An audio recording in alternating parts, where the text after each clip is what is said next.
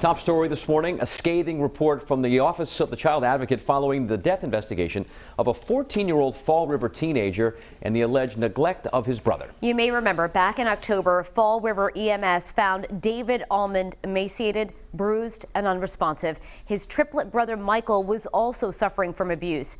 Now, David later died in the hospital, and Michael was hospitalized for several months but survived. 12 News reporter Alexandra Leslie joins us this morning, and the office is placing a lot of blame on local and state agencies for failing to protect these brothers. Alex.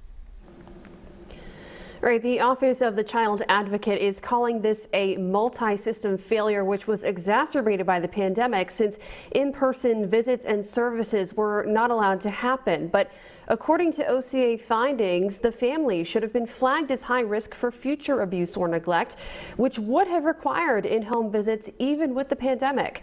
The boy's father, John Almond, along with his girlfriend, were previously under investigation by the Department of Children and Families for substance abuse and neglect of the children, who were removed from the home and then later returned to their custody just before the pandemic began.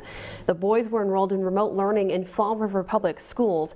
WBZ spoke to Fall River Superintendent, who says it's hard to accept that more could have been done. I failed my responsibility because this happened under my watch, so I'm responsible.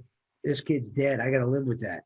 But I can also make sure that we're doing more and more of making sure that we got eyes on and we're caring about kids 24/7, 365. And later this morning, the OCA plans to release its report in its entirety and hold a news conference as well. We'll have much more on this story later today on 12 News. Live in Pawtucket, Alexandra Leslie, 12 News. We are learning more now about the circumstances behind the October death of a disabled Fall River teenager and the abuse of one of his triplet brothers. Today, the Office of the Child Advocate released findings and recommendations following the investigation into David Almond's death. 12 News reporter Alexandra Leslie read through some of the initial findings before the full report is released, and the office says this was a multi-system failure.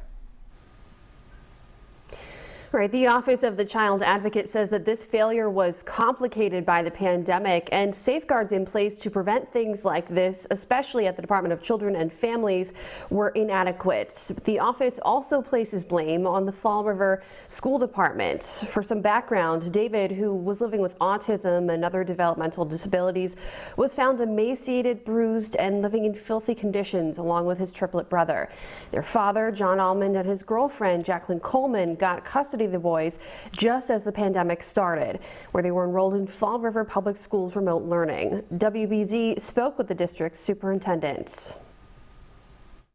The parents were purposely logging on. We never had eyes on. They lied to us. We made contacts every week, and they gave us nothing but lies and deceit and stories. Foolishly, because we're humans and we want the best, we believe them.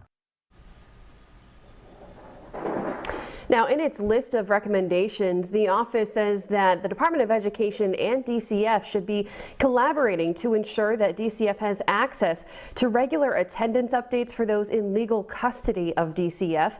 Fall River has implemented several changes in its public schools, including requiring students to have their cameras turned on if they are remote learning. Live in Pawtucket, Alexandra Leslie, 12 News.